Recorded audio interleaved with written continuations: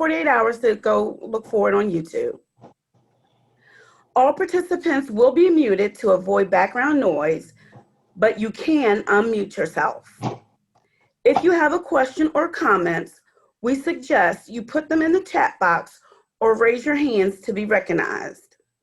At the end of today's program, there will be an opportunity for organizations or individuals to announce community events or activities of interest.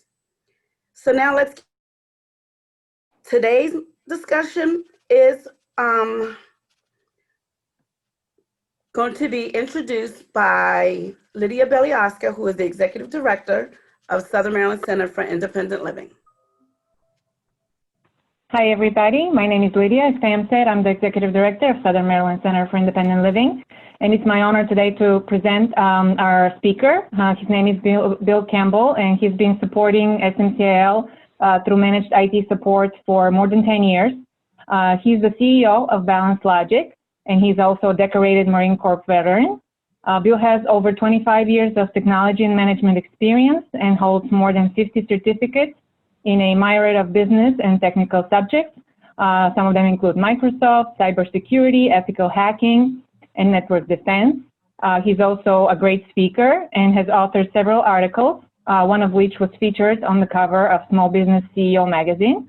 Balance Logic is made of several operating divisions, which include managed IT support, cybersecurity services, website and graphic design services, full service marketing services, voice over IP phone systems, and small business consulting services. I don't know how he does it all, but I will hand it over to him so he can help us understand a little bit more about how to protect ourselves online.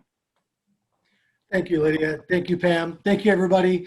I appreciate the opportunity to come speak to everybody today. I have much love for SMCIL, like Lydia said, more than 10 years. So much love there.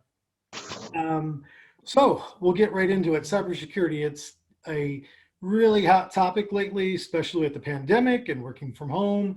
And I've given lots of speaking engagements and talks and webinars about cybersecurity. It's one of my passions that I have, and among other things. So I'd like to start with, has anybody ever experienced, whether at home or at work, a cybersecurity attack, whether it be a virus, malware, ransomware, anything like that? Yep. Yeah? How scary was that? Made me mad. Made me really mad. Mad. Yeah, so lots of feelings come out. Anger, frustration, guilt, being scared, lots of things happen, right? So cybersecurity is a real thing. Cyber attacks are a real thing. They are not something we just read on the news, CNN, and different websites, not things that we just hear about on TV. These are real things. We face these threats every single day with clients that are small, medium, large, nonprofits, for-profits, retail, healthcare. It doesn't matter what your industry is. We see these every day, whether it's a virus, whether it's ransomware or phishing or other malicious content. We see it every day. So cybersecurity and cybersecurity attacks are real, and they can happen to you. For large companies, they can happen to you as a small business, as a nonprofit, as well as you personally or individually at home. So today we're going to talk about a variety of different things to expose you to different parts of cybersecurity and cybersecurity attacks, show you how you can prevent them, how to protect yourself, as well as some accessibility features that you may or may not know of. So the first thing I wanted to talk about was keeping yourself safe online. We all think we know, let's keep ourselves safe online, but we don't always do it, right? We always know the right things to do, but we don't always do them. So I'm just going to go through a list of things that I have here, and we can talk about those in depth. We can, talk about them quickly, whatever meets your guys' needs. The first thing is always make sure your software is up to date. Whether it's a work environment or a home environment, whether it's your antivirus, your Microsoft Office documents or Microsoft Office software, or your browsers. A big one is your Google browser. I know a lot of people use Google Chrome. There's many updates that come out for that. And I don't know how many of you update your browser, but I hope that you update it often. I just posted on LinkedIn the other day, Google released a huge update to their browser that would stop people from taking over their browser and taking all their passwords. So please update your browsers and all your other software, primarily your antivirus software. If you don't have antivirus software or anti-malware software, I suggest you get it today. As soon as we're done here, go get it, wherever it may be. If you have an IT provider that helps your organization, contact them or make sure they're doing it. If it's for you at home and your family, you can buy very inexpensive things online. And we can talk offline or online what the best products are or which ones I recommend. That's not a problem. Another big one is making purchases online. You know, how many of us made a purchase online in the last 5 days? Almost 50, 60, almost 65%, right? 70%. So we're constantly making purchases online. We were talking about society earlier. This is just what we do today. We you know, especially with the holidays coming up. Last year, I didn't step in one store. I shopped online entirely for the holidays. And this year, with the pandemic going on, I can guarantee you online shopping is going to go through the roof. So with that happening, hackers and bad actors are going to be on the rise as well.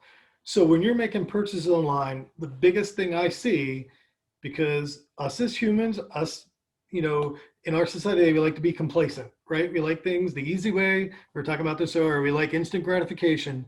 So what do? We save our passwords and we save our credit card numbers in our browser. So when we come back later on, it's easy for us to make those purchases. Well, that's what the bad actors and hackers do. They take care of our complacency and they take care of the convenience that we like to have. So I beg you, don't keep your credit card number in your browser.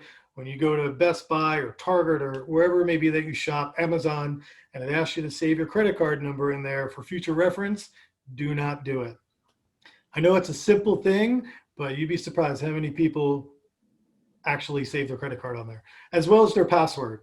You know, I hear every day from clients. I've been in business 16 years. I hear every day from clients, oh, I have to change my password. No, I can't remember all these passwords. I have all these passwords to remember. Well, I say to all of you, if you have that many passwords to remember, imagine how many I have to remember. Imagine how many your providers have to remember. We don't write your passwords down. We don't keep them. We remember them up here. So it is a nuisance to remember your password, but I have somewhat of a solution for you for that. And that's the thing we're going to talk about next. But is there any questions about saving credit card information or saving your password online? Okay. The next thing is use strong passwords. And a lot of stuff I'm going over is very, very simple, very, you know, people talk about it all the time, but we don't always do it. So it's always a good refresher. So using strong passwords. What is a strong password? At least 8 to 10 characters, an uppercase, a lowercase, a special character, and a number. Very important.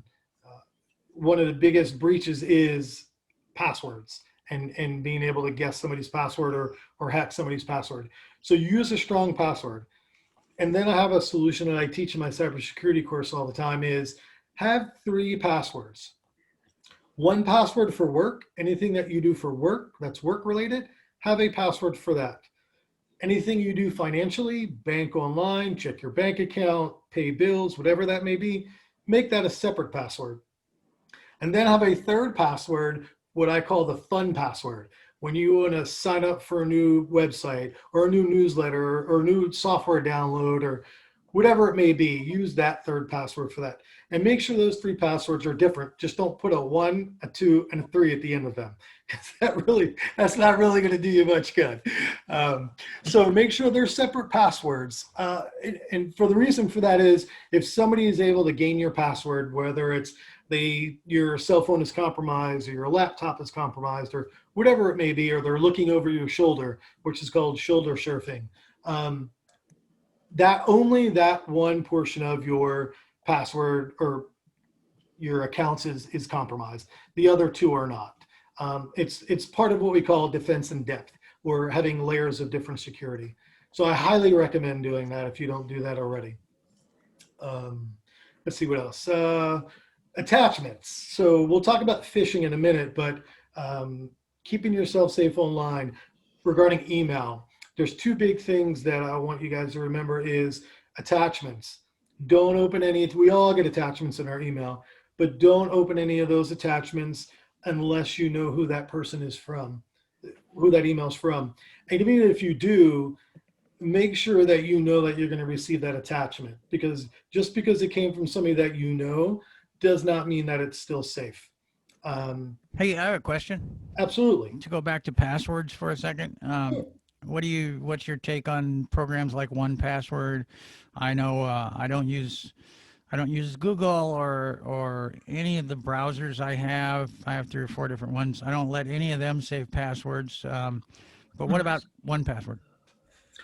Is that like a password saver like LastPass? Yeah, essentially. Yeah.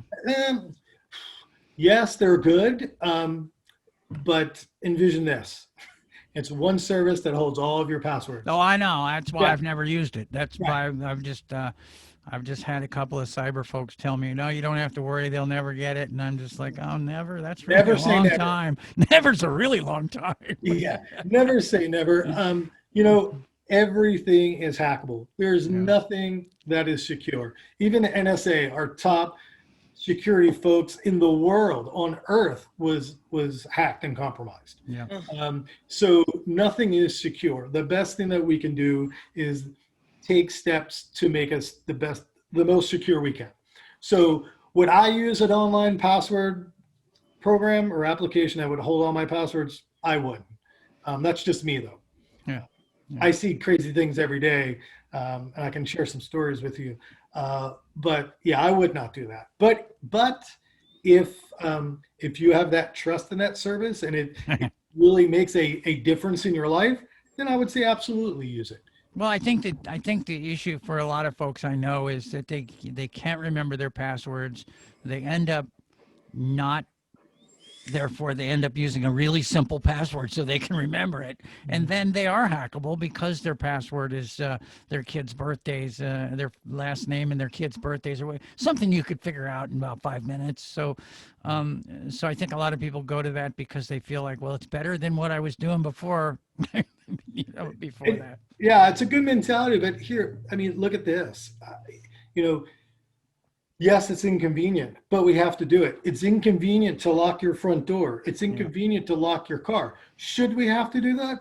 In a perfect world, absolutely not. But that's not the world we live in. The world we live in is crazy. It's insane, and there's unfortunately people that we can't trust, and unfortunately there's people that do malicious things. But that gives us balance in the world, right? Good and evil. So we shouldn't have to do those things, but we do it. And, just like our house, we have to make sure not just to close the door. We have to make sure we have a lock on it. We have to make sure sometimes we have a deadbolt lock or a chain lock. We take extra steps to secure our home because that's what's important to us. We should take those same steps to our data, to our personal data, our credit card numbers and our social security numbers and things like that. We should take that same approach to that. Any other questions? I have a question about the saving the passwords on the computer. Sure. My kids do that. They'll just enter a new and it'll save to their computer. That's not good, obviously. Absolutely not. No, and here's the thing, and we're going to talk about this a little bit more, and I don't mind jumping around at all. So working from home, what is it? 60% of people in the world are working from home now. And this is one of the things I'm going to talk about is working remotely. Actually, that's the next section, but we can bounce back and forth. So picture this. You're working from home. You're either using your personal laptop or personal computer or your work laptop or your work computer. You have kids. You have teenage kids. And we all know what teenage kids do, right? They surf the internet. They do X, Y, and Z. They go to xyandz.com. And most of the time we don't know it, right? It's just what they do, right? It's curiosity. Well, playing their games, looking at the websites they surf and all these different things, malware can be downloaded on their computer, right? Well, their computer sits on the same exact network as your computer does. Therefore, you are now at risk. And if you're using that computer or your work computer on that same network, now your organization is at risk. Now there's bigger problems. And we see it every day, every day. So I would encourage your children or your family members, not even kids, but any family that lives with you, spouses, whatever it may be, teach them good cyber hygiene. And I just, if you want some more information about that, I just taught or it wasn't really a webinar, it was more of a panelist for the economic development department here in Southern Maryland. And you can go to my LinkedIn, there's a link there that I just posted a refresh the other day about a video of that. And that talks about good cyber hygiene, not just for us, but our family as well. But we have to make sure we teach our kids and family members that these are the simple things that we need to do. It's a nuisance. It's unfortunate, but it's the things we need to do. Like I said in the beginning, we are responsible for our own security. Everybody's responsible for cybersecurity. There's not an entity. There's not your IT people. There's, everybody individually is responsible for cybersecurity. You can't blame somebody else if you get hacked or this or that or this, as long as you're doing the right things. So does that answer your question? Yes, it does. Thank you so much. Sure. Any other questions? Just one more. In regards to if someone is visually impaired, and a lot of times I save passwords. Passwords are saved on my phone in my notes. Is that also a no-no? No, that's actually a good idea. Okay. That's a good idea. Well, let me preface that. If you have an iPhone, it's a good idea. Okay. If you have anything other than an iPhone, it's a bad idea. And I'll explain that in a minute. And that's one of the things that you can do. Don't save the password in the application, but if you have notes on your iPhone, you can save them in there, because this way it's like traveling with a weapon, right? You have your weapon and you have your ammunition. As long as they're separate, it makes that weapon safe, right? So same thing with applications. If your password is not with the application, that makes your password or security safe. So keep it somewhere in a note, in a notepad on your phone to reference to. That's fine. You're unlikely to have your phone hacked. It's possible, but you're more likely to have your computer hacked than you are your phone. And is it fair to say that iPhones are one of the harder environments to hack as opposed to Android or other phones, or not? Yes, absolutely. And that's what I was going to get into. Okay. So, and the big difference for that is, and this again goes to home and remote networking or remote working from home, is that the big difference between iPhone and the other providers is Apple requires certifications for you to be able to develop apps for the iPhone platform, for the iOS platform. They have to approve them. They have to be, it's a rigorous effort that you have to go through. They're all approved and only Apple approves them. Whereas on Google, if you go to the Google Play Store, if you have an Android phone or a Note or something like that, anybody can post or upload to the Google Play Store. The apps aren't approved. Anybody can put it up there. So a lot of malicious attackers and bad actors will put stuff up there. You download that on your phone, and now they can have access to your phone. Or it can contain viruses or whatever it may be. So that's what makes Apple more secure than the other platforms. So I actually have a question about Android. So for folks that might have to save their passwords, could they use it on the Notepad app as natively on the phone and then password protect it using a PIN number? Because you're able to do that on Androids. Password protect your phone or the app, the Note app? The actual Notepad document. So you can hide your Notepad documents, and then you can either put a thumbprint, which thumbprint I'm like about, but you could put a customized PIN number in it. So you first of all have to show the hidden ones, and then you have to put in the PIN number in order to get in. Yes, absolutely. But again, this is why we're talking today. That's a great idea, but that's multiple steps to get to your password, which for a lot of people is inconvenient. But it's making your password secure. So again, you have to compare convenience versus security. And we do that every day when we work with our companies and for-profits and nonprofits, is how much security do we put in? If you put too much security to where you're not productive or you can't operate, it's too tight of a neck. You can't really do that. So you have to find a balance working with that organization to figure out what is the best security level for that organization. If you don't have a lot of critical data, or you don't have a lot of things that are kept inside the office or on your computers, you're not going to lock it down like Fort Knox, right? You're going to relax the security a little bit. But versus if you have a healthcare provider that has all kinds of, PI and things like that, you're going to lock that down more. So it's the same with personal. It's, what do you have on your phone? What do you use your phone for? If there's a lot of data and it needs to be protected, take multiple levels to protect it. If it's nothing you just surf the internet for, it's not really important, you can relax the security a little bit. Keeping in mind, if you have that phone on your network at home, your wireless network, that creates a vulnerability. Same as you put all these locks on your front door and your back door, you don't have any locks on it. So therefore it's leaving your house insecure because somebody can come in your back door. Does that answer your question? Hello? Maybe Hello? we lost the audio there. Okay, so I will move on. If I didn't, bring it up, I'd be more than happy to answer it. Any other questions before we move on? Sounds like I did hear somebody with a question. Is there someone out there that? Yes, my name is Chioke Hassan. How you doing? Hey, yeah, you ever heard of People on the Go? Say that one more time. You ever heard of People on the Go Maryland? I would unfortunately say I have not heard of that. And yes, well, what is this? Yeah, I'm with them. What is this? Is this about a device or something? Because I don't know if you heard about shared support of Maryland.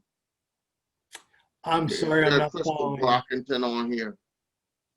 Yeah, no, Crystal's not on here today, but I'm actually here. Oh, there she I'm is. actually here. All right, Hey, well, okay, I can probably help you out a little bit. So this is about how to protect your computer, your telephone, or anything that you use the internet on. Oh, really? Does that make sense? Yes, how to protect that. Yes. That's what this is about. Right. Okay. All right. Thank you.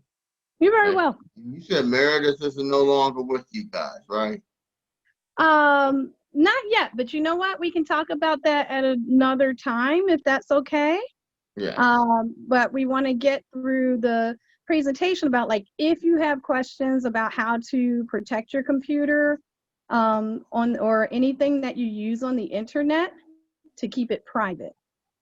Oh, okay. All right. Thank you. Awesome. Thank you, Chioke. Yes. Awesome. Thank you for the question. Okay, so if we don't have any other questions, but we can move on to Wi-Fi networks. Big one. If you don't know the Wi-Fi network, do not connect to it. And this goes for just doesn't really apply, for everybody right now because we're not really traveling, but if you're in a hotel or if you're in an airport, do not connect to those networks. There are people that sit in the airport and sit in the lobby of the hotel with the scanner that scans the network, and as soon as they see you pop on, they're going to try and penetrate your network or penetrate your laptop or your cell phone or something like that. They purposely do it all the time. So do not connect to any Wi-Fi network that you're not familiar with and that is not secure. Same example with kids at home or family members at home.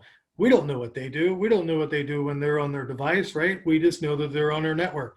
So if they're doing something that they're not supposed to do, or they go somewhere, that's not malicious and they get, an infection of some type, they're on your network, you're now have vulnerabilities and you can potentially get infected. Same concept goes if you take your phone to the hotel or the airport and you get on their Wi-Fi or somebody else's Wi-Fi, something could be downloaded on your phone. You bring that, introduce that back into your home network. or into your corporate network, and now you create vulnerabilities there. Once again, it's convenient. Let me jump on that Wi-Fi. It's simple, but think before you act is really what I like to say when it comes to that.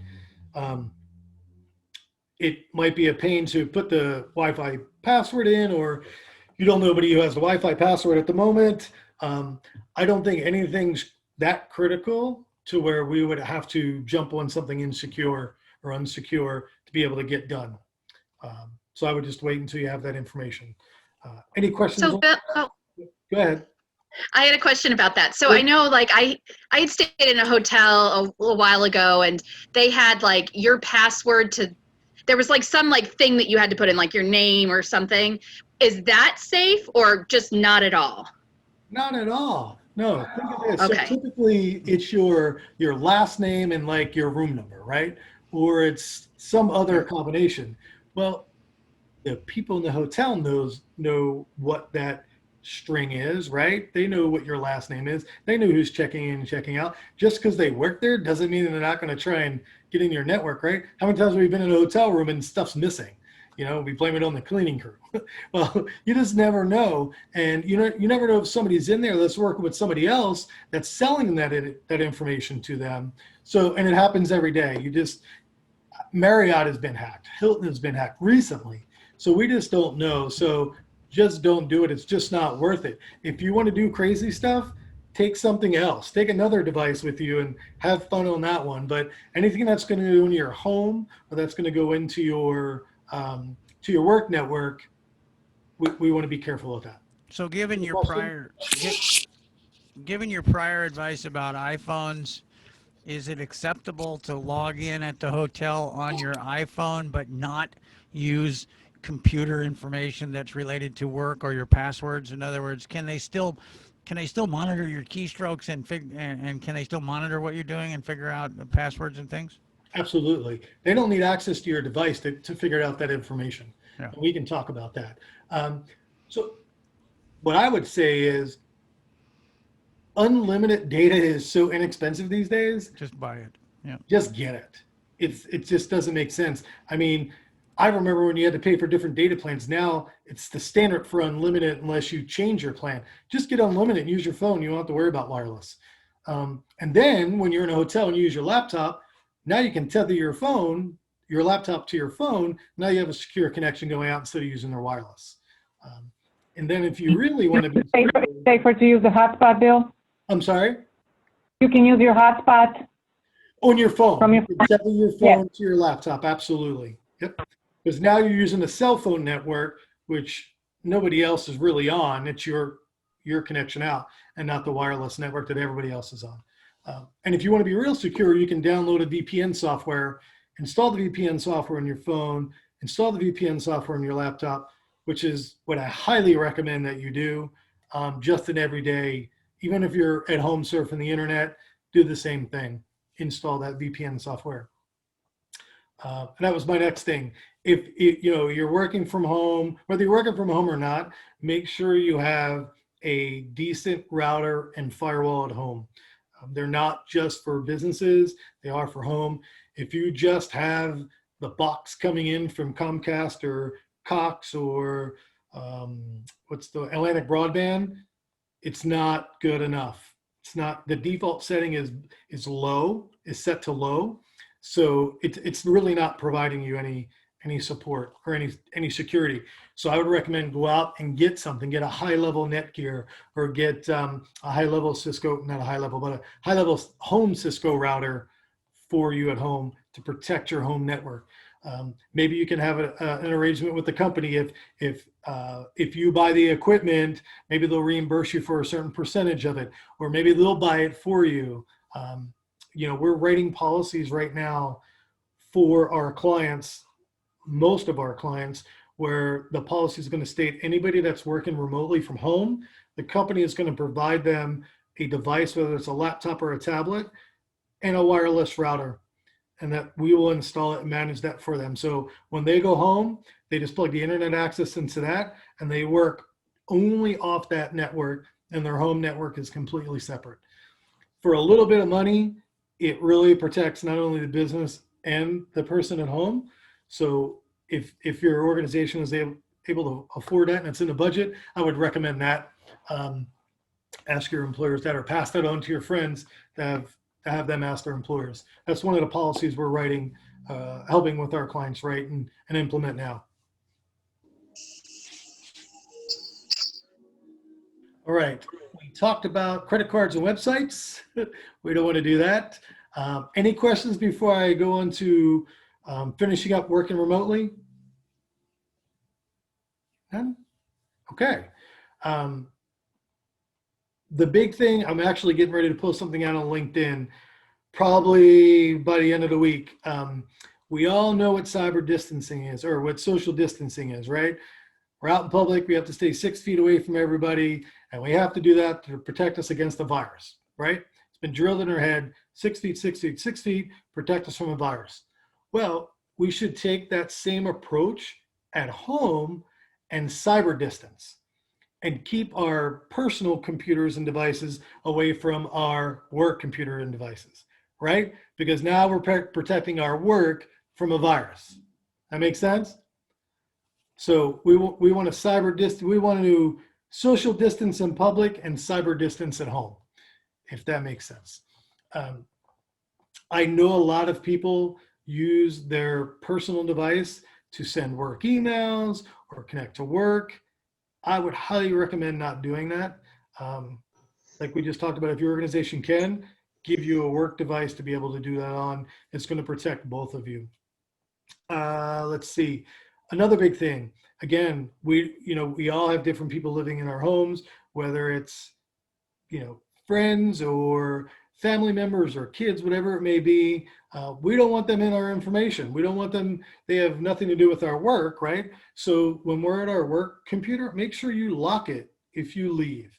If you're not sure how to lock your laptop, let me know, shoot me an email or give me a call or whatever it may be, and I can tell you how to lock your laptop or your desktop to make sure nobody gains access into that when you leave. And basically that it locks it and requires you to put a password in when you come back to log back into your computer. This way nobody can see the information, tamper with the information, or want to get curious and say, oh, what does so-and-so get paid? Let me see if I can find it out. So that's a big thing. If you are using a work device or a personal device for work and you're done from the day, disconnect from the VPN if you have it, or disconnect from whatever software you're using, and make sure you log out of that computer. Don't turn the computer off because it may be being monitored. Like we monitor all of SMCIL's devices, make sure there's patches and securities and updates on there. If you turn that off, that software is not going to be able to work effectively. Then you turn it back on, it doesn't have updates, now it's a vulnerability. So if you have a work device at home, make sure you disconnect from whatever software you're using, whether it's Adobe Creative Suite or whether it's a VPN or any websites, make sure you log out of those and then log out of your computer. And then the most important part, forget all that. The most important part, make sure you have somewhere comfortable to work.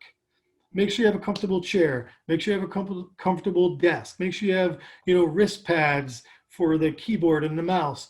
And you're wondering, what does that have to do with cybersecurity? It has a lot to do with cybersecurity, because if you're not comfortable, you're going to be lazy. You're going to be complacent. You're not going to be productive. You're going to forget to do X. You're going to forget to do Y. You're going to do what's comfortable for you. So if you're in a comfortable environment and you're comfortable working, you're going to be more productive. You're going to be more apt to do the things that you need to do. So questions about working remotely? This is Cheryl. I have a question. Yes, ma'am. This is going back to the beginning of the presentation, and some of this I can do offline with you after. But for those of us who use text-only formatting, when we get emails, for example, there's no indication other than the email address, which is usually a name these days, what you're actually getting. Like there's no way to get that information. So multiple times when I was working at a previous job, it would come in with the name of the person who was emailing me, but it would be a phishing email. It would be from not their email address, but that doesn't show on the text-only formatting. So how do you, like, other than calling up my boss literally every time I got an email and saying, did you just send me something? Should I open this? How do you do that? It's a great question. I'm not sure I understand it 100%. So you have to help me out a little bit with context. When you say text only, can you give me a little bit more details? Yeah, text-only formatting is a formatting language used like plain languages for those with cognitive disabilities. This is for those of us with learning disabilities and processing issues. So what comes in is the most concise, plain, uncluttered information. So someone would, when I join an organization, like for this employment, someone would put in my contacts who everybody is. And so every email that would then comes in with their name and nothing else. I don't see anything else on the page. And if I were to augment that with a screen reader, the only thing I would hear would be that person's name. But it wouldn't always be coming from that person's actual email. It would be fished for, you know, something else, but I would have no way of knowing that because it doesn't show up and it doesn't read through that screen reader, even if I were to turn that on, which I don't usually use. Cheryl, have you tried clicking on that address and seeing if it will show you the underlying address? In other words, sometimes when you click on where it says from Michael Bullis, if you click on it, then it will show mbullis@imagemd.org, right? So this is Cheryl. You can only do one command at once. Right. And so if I were to click on it, it opens it automatically, which then sets off everything in the company. Like it just sends it all around. Right. So I have a better idea of what you're talking about. That's what I thought you were referring to, but I wasn't 100% sure. And I wanted to be clear before I gave an answer. So the only thing I can think of off the top of my head would be if you have the ability to right click. If you have the ability to right click, you can go to properties and it will give you the full email address from there. Yeah, this is Cheryl. That's, I think, what Mike was actually asking. You can only do one thing at once. So I can't click on the right click and see it at the same time. It goes to a different screen. Okay. So there's only one function it can do at once. Got it. So what I would do is I would probably like to set up an off, outside of this, a call or a video conference to where I can see what's going on and we can talk a little bit more. I'm not familiar with anything off the top of my head, but I am sure there's something out there. If not, then we can pressure some people to try and figure it out. This is Cheryl. Thank you. I would really appreciate it. You're very welcome. Cheryl, he'll find something, I promise. Thank you, Pam. Okay, any other questions? All right, the fun part, phishing. Oh, I'm sorry, Bill. There's a few questions in the chat. Do you want to address those real quick before you move on? Chiffon was asking if you can leave your email on. Is that safe, or should she log out of that as you were explaining earlier? If I can read my email out? No, if she can leave her email on when she is done for the day, I guess. Or would you recommend? No, I would close the email down for today, unless you need it. I mean, unless you need to be notified of it and it's not on your phone, I would close it. Absolutely. Okay. Okay, and Noah was asking, how much does it cost to work online during the pandemic? Noah, do you want to clarify a little bit what you mean by that? I'm just knowing, like, how much is it like to work on, like, I just want to know how much it costs, like, to work online, and I mean, I don't know how much it costs, but I just want to know how much it costs to work online during, like, the coronavirus, or I just wanted to know. Work online as far as cost to you as an individual, or cost to a company? No, I'm just talking like about a company or individual. That's what I would say. I think there's a lot of different costs that are associated with it. Cost can come in a variety of different ways. If you're referring to cost as an individual as far as purchasing equipment, if that's what you're referring to. No, I was talking about I was talking about how much does it cost to like work online is what I was asking. It's like to work like I don't know how to explain it, but I was just Let's see. So I'm trying to figure out the cost part of it. So cost as far as, you know, let me throw some things out for you. Cost as far as equipment, cost as far as time, as far as payment, internet access. Can you give me a little bit more of an idea of the cost? I'm just talking about like internet access and stuff like that is what most I'm talking about. Okay, cool. So yeah, so internet access, to get internet access, it depending on, you know, the family structure and family income, some providers actually provide free internet access. It's limited bandwidth, but they provide it for free. You know, standard internet can range from anywhere from $70 a month to, you know, $200 a month. For equipment, there's refurbished computers that you can get for free. There's some that you can get for a couple $100.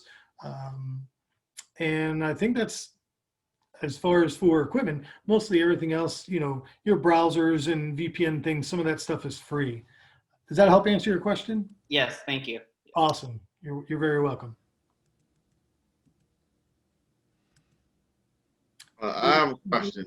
Yeah, sure. Bill, it's not okay to post a lot of stuff on the social media at work, right? That's going to be, it's a good question, but it's really up to your organization. Some organizations say you cannot post anything at all. Some organizations say you can post things. So I would refer to the company policy, but it's really not about how much you're posting, it's what you post. So, you know, part of security would be if you go to Facebook and you see, or Instagram or whatever it may be, and you see tons of pictures of people or posts, people saying, look at me, I'm at the beach. Look at me, I'm here. Look at me, I'm here. Well, if they know you, they know that you're not home and it's only you that live at home. Now you just told them your house is insecure. So now they can go to your house. And now not only did you tell them that, but you told them how long you're going to be gone for. So definitely be careful what you post on there. You know, hey, I got a shiny new car. Well, that's great to show everybody that you bought a new car. Well, guess what? Now those people, depending on the car you bought, know potentially that you have money or that you don't have money or that you have a new car and where that new car is. So just be careful the content that you post on there more versus how much you post. I say post 100 times a day if you can, because the more things people post, the more information we have to share with each other. That's true. You know, you heard about people texting a lot at work, you know, and getting in trouble, you know. Yeah, you shouldn't be texting at work unless you're supposed to. But there are organizations that there's software we can use and put in there to stop people from texting. So, Big Brother's watching. Oh, really? Hey. So you work with Image Center too? No, he doesn't work with the Image Center. Oh, he doesn't? No, not What till company today. you work? After he's seen us operate, he may want to not work with the Image Center. Hey, Bill, I was going to make a comment about routers. Sure. I discovered many years ago after reading some article called "Not All Routers Are Created Equal." I typically, I don't know why, but I would go out and spend 40 or 50 bucks on a router and I, you know, look for the cheapest router, but it said it would do all the same things as the best ones. It said it would have over 100 connections at a time, and it said everybody would be up to speed. And then I read this article, but we had problems at home. You know, our videos would start hanging, and my daughter would complain that she was watching a movie and it would start drying on her. So finally I broke down several years ago and paid like 300 bucks, 250 bucks for a really good Netgear router, got it all set up and everything. And I was stunned at how all of those problems with hanging videos and everything went away. Same cable coming into the house, same everything, but a router that could really do the job. Yeah. So routers, you know, it's a great point, and it's very relevant to what we're talking about. You could go out and spend $50 on a router. You can go out and spend $300 on a router, and they're not going to do what you need them to do. Because remember, all a router is a computer that has switches that turns things on and off. That's really all it is. So your delay in videos and your delay in getting emails or playing games, that's all relative to the processing power of that router. You know, some of the routers that come out, I mean, you can spend $15,000 for a router, for an enterprise, router. That's not relevant here. We don't need those, but any good router is going to be about $900 to $1,100 if you really want it to protect you. And what's protecting you is something called SPI, and that's stateful packet inspection.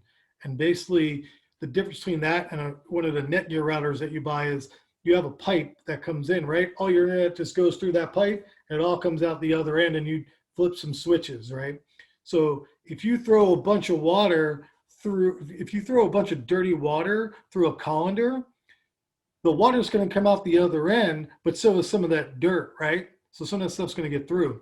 Stateful packet inspection, what it does, it inspects every single packet that comes through and says, yep, this is safe, so I'm going to let it through. So in the colander analogy is all that dirty water is coming through, none of those dirt particles are going to come through because they're not safe to come through. So all you're going to get on the other end is clean water, i.e. you're going to get clean bandwidth in your internet, if that makes sense. Awesome. All right, so phishing. What is phishing and how to spot it? Does anybody want to take a stab at giving me a definition of what they think phishing is relative to email? Anybody? Yeah, I get them every once in a while. It's like you'll get an email from someone, and sometimes it'll say like, here's an attachment I want you to see, and then you'll click it, or like a link, and then you'll click it, and then it'll be like, please enter in your email password and your email address. And then they take that once you've done that, and then they can log into your email and steal all your contents and stuff like that, from what I understand. That's a great understanding, a very good understanding. So phishing, spelled with a P-H-I-S-H-I-N-G, is that reference to email. But it comes from the standard phishing, like going out to sea and fish, phishing, F-I-S-H-I-N-G, because the object is to lure some bait in front of you for you to go after it, right? That's why it's called phishing. So what phishing is it's a type of attack where bad actors will impersonate somebody and they will dangle this stuff in front of you, whether it be PayPal or Target or Best Buy. Amazon is another big one. So you receive an email. Walmart, sure, that I've seen that as well. So you'll get an email that looks just like one of those organizations. And one of the famous ones is, your password has expired, reset your password. So you click the link and you go put your stuff in, but nothing happens. Well, nothing happened because you gave somebody else your password. That's what it is. But today, they're so sophisticated, why phishing is so dangerous, is that no longer do you need to do that. Once you click that link, regardless of what happens afterwards, you execute what's called a Trojan. And what it does is it downloads a piece of malware on your computer and installs what's called a RAT, an R-A-T, which is a remote access Trojan. So what that does is that installs that on your computer and now talks out to the bad actor, right? And your firewall is not going to protect you because you're going from the inside out. So very simply, you receive an email, you click the link to change your password or to win $1 million, whatever it may be. And as soon as you click that link, it downloads and executes that malware. And now, without even you knowing it, because nothing happened on the website when you clicked it, the link, now you have somebody that has full access to your computer and you don't even know what's going on. That's why it's dangerous. Can they get into my system if I just open the email as opposed to clicking on any link in the email? No. I didn't think so. No, just opening the email is not good enough. You have to, typically, if you open up an email, you're going to be okay. Unless your computer is already compromised, when you execute the email, it does something different. Yeah. No, I get them a lot. I got one in the last week from a company that we don't do business with saying, Mr. Bullis, the subject line was, Mr. Bullis, your account needs attention. And I was like, not from you, it doesn't. Right, right. Yeah, exactly. So that's what it's usually done by an email, a text message, or some type of advertisement on the website. You see this big thing flashing up on your website. Oh, I can buy one iPhone and get another one free. Click. Well, you're not going to get a free iPhone, I can tell you that. So that's what phishing is. That's the extreme of why it's so dangerous. I'm going to throw some stats at you, kind of maybe freak you out a little bit. 1 in 5 people worldwide have received a phishing email related to COVID.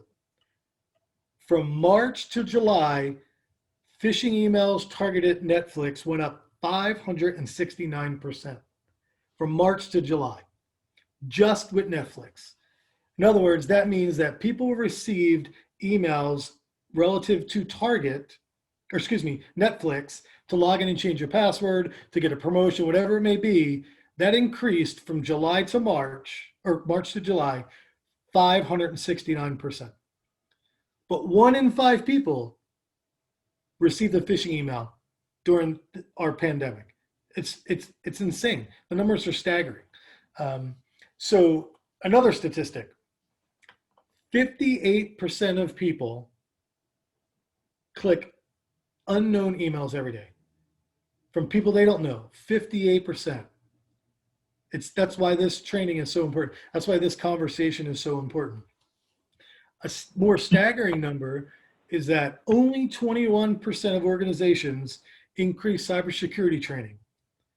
That means that 79% of organizations have not done anything about cybersecurity training.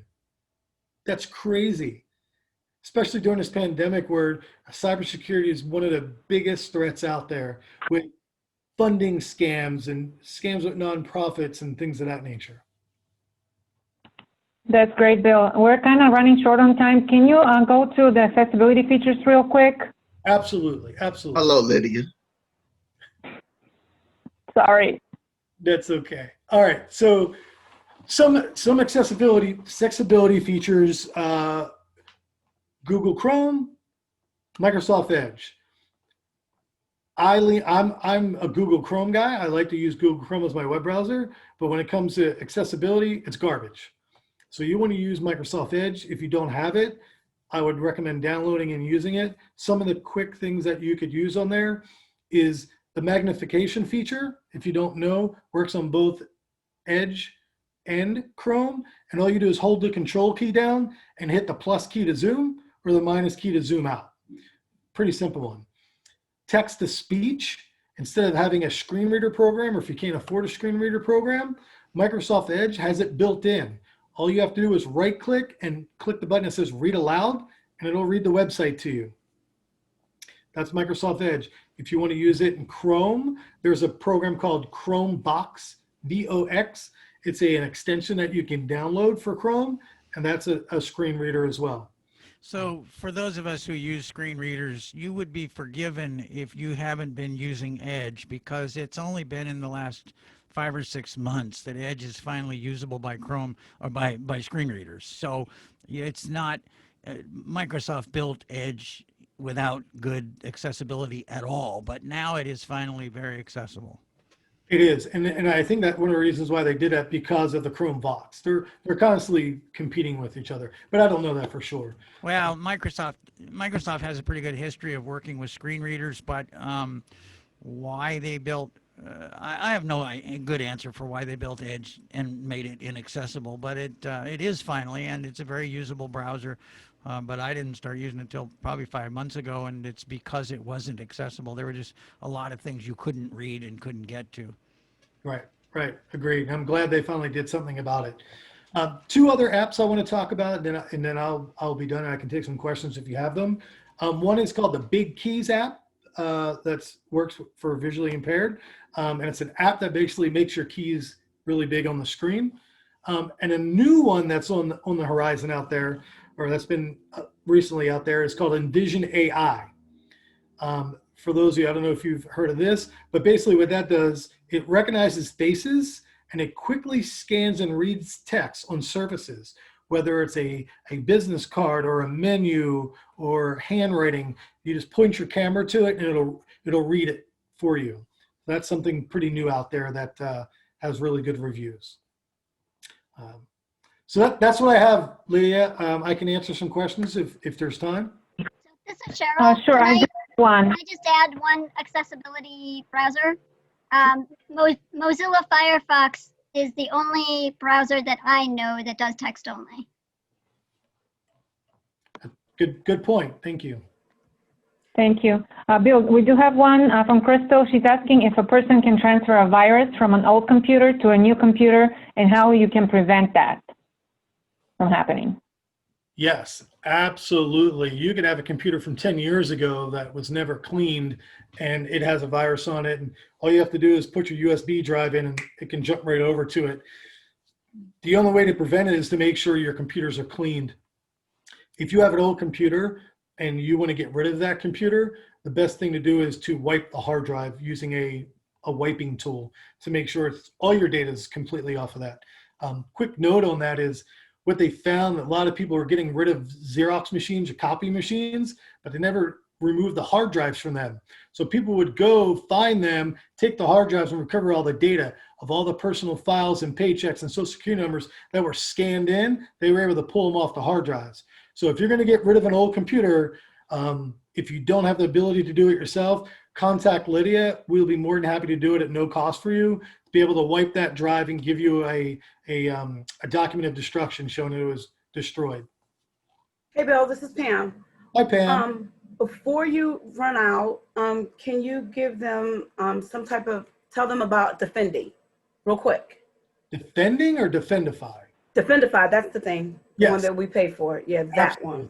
Absolutely. So, so we're huge in cybersecurity. We're doing a lot of different work in cybersecurity. One of the new training programs that we've recently launched that SMCL, Lydia, and Pam have taken advantage of is something called our Defendify security platform. And basically, we have a free version which gives you some alerts and makes you aware of what's going on in cybersecurity in the world. And then we have some training that goes after that. And basically what that is, it sends you automatically videos, 2, 3, 4-minute videos once a month on a different topic, protecting passwords, protecting online security, whatever it may be. And then it keeps track of those, and whoever hasn't watched it, they get a reminder, and then administrator also gets an alert. So you as an organization are able to instantly have a cybersecurity awareness program in place. Not only is it for, textual, but it's also video. And then you are able to track who can, or who has and who has not done their cybersecurity awareness training. It's a great program. Defendify is amazing. We're glad, so happy to be their partner. And we can give demos without anybody that's interested. And I just want to say that we've caught, we're able to tell who's opening the phishing emails, who's not taking the training. So it's an awesome product. And I just wanted to put it out there for the rest of our SILs so that the SIL directors could know that might want to take a look at it and talk to Bill about it. Also, Abiola has her hand up and she has a question from the Image Center. Sure. Can I put that on one quick hold and then I'll answer it? I was rushed. I'm kind of feeling rushed, so I apologize. Pam, the one important thing is part of that Defendify platform is we send out phishing emails to you purposely. We send you phishing emails and then we're able to track but they're not real. There's no danger, but we're able to track who actually opens it or not. And then for those who do open it, the video will automatically, or software will automatically send you a video for those people saying that you need more training. So it's and it sends out the email as the executive director, deputy executive director who opened it. So if you fail that test, we know you failed it. If the executive director opens it, then everybody on staff is notified. I'm notified. I don't open any more emails. I'm terrified of opening emails. If the executive director opens it up, we double the cost. That's it. We learn our lessons real quick. So there was a question from the Image Center? No, I think it was Abiola. I have And Abiola was first. Okay. Yeah, my question is that I get from one particular consumer who's very worried about his housing applications and sending sensitive information because we're in a COVID environment, having to send birth certificate, social security number, Medicaid information. And so he's, I feel bad for him because he's taking his own time to try to identify encrypted emailing apps that he can use because he doesn't have the money to continuously go to FedEx to copy 100 pages of documents, and he does not want to send this information by fax.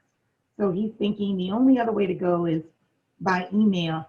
And so my question really is, what would be the best encrypted email app to use for the office, and whether or not there are those that we should avoid, and how effective are they really? Yeah, that's a great question, and there's multiple parts to that. So the first thing I would say is there is, if you want to encrypt just the machine, it's free, it doesn't cost anything. To encrypt the email, we have a very affordable service that we can do to encrypt emails. It's a couple dollars a user per month you'll be able to send encrypted emails. As far as a free program, I'm not sure if there's a free program to encrypt emails, but to encrypt his communication out, he can use a free VPN software called OpenVPN, and that will encrypt his connection going out.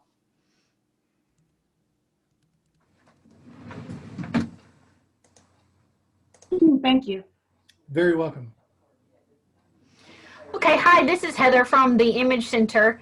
I had a follow-up question about the Big Keys app that you mentioned. Would that also be does that magnify the keys on like phones and pads where you don't have like physical keys? And would that be helpful for dexterity? Good questions. I don't know if there is a mobile app for that. I think so. I can check into it for you. As far as your other question, I'm not quite sure, but there is another app. Forgive me, I forget the name of it now, but I can get it to you afterwards.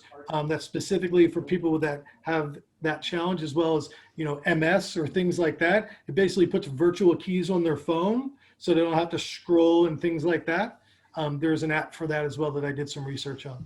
And there's a program, if you use an iPhone, if you go into accessibility and then go into the zoom features, you can enlarge screens in various ways. And there are some apps for iPhone that do make keyboards larger as well. Thank you. Sure.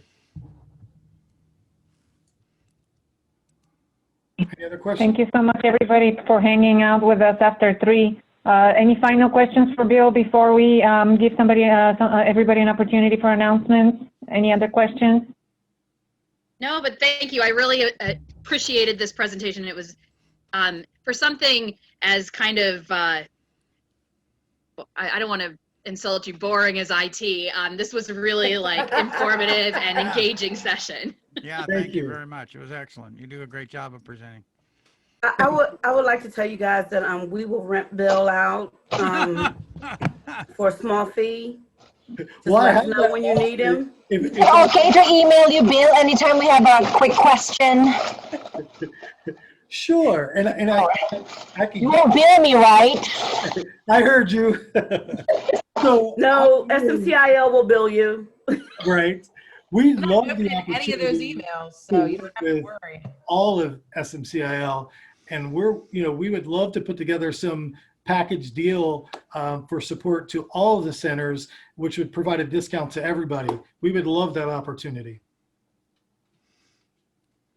All right, thank you very much. Put your email in the chat there so we can grab it.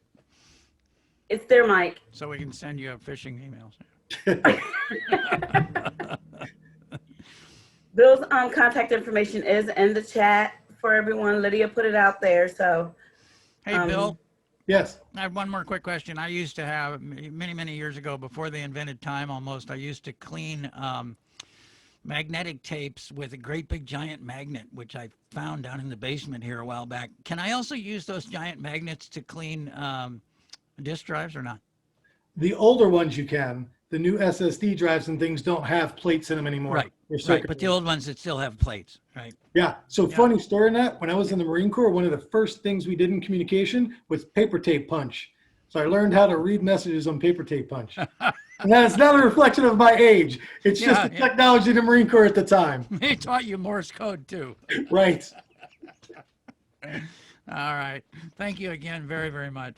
We used to Thank you take all. our hard drives out, and we had an employee who would take them when he was doing target practice. And so then I didn't have to pay anybody to clean the hard drives. He would Nice. just throw in them. All right. Go ahead, Lydia. Have we got any community announcements? That's what we're up to, I think, right?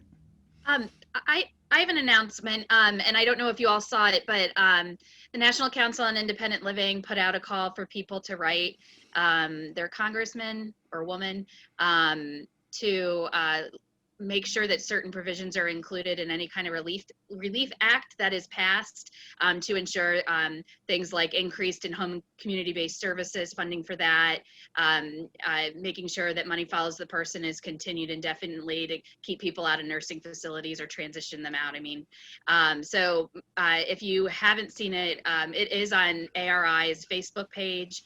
If you're interested in that, I can also probably post it in the chat if you stick around and give me a second. Cool. Thanks.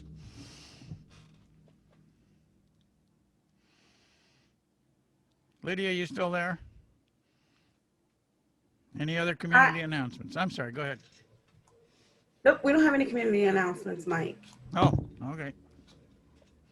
Next week's IM is on breaking social isolation. So tune in, and if you have ideas, things you want to talk about, it's going to be a discussion more than a presentation. So just what ways have you found to break isolation during COVID times, and what have you found that works? What have you found that didn't work? We were up for that too. So welcome to next Monday at 2 o'clock. We're going to talk about isolation and breaking isolation during the pandemic. So if you think you've got something that's going to take 5 or 10 minutes or something, let me know ahead of time. mbullis@imagemd.org. Send me a note, and I would be more than happy to make sure I get you on to make your presentation if you'd like. But we're looking forward to it next week, to all the ways that people have found to break the isolation that has resulted from this COVID. Thank you all, and thank you, Bill, so much for doing this today. We really appreciate it. And to all the whole audience, thank you guys for hanging out with us past 3. And if you guys can support IM, our weekly broadcast, please do. We really appreciate it, and it helps us out, helps us, all the field directors, to put this program forward every week. Yeah, and thanks to you, Pam, and to Lydia, both of you, for putting this together. It was great. You're quite welcome. Pleasure. Thank you, guys. Have a great day and a good week. Have a good week. Bye, everybody. Bye.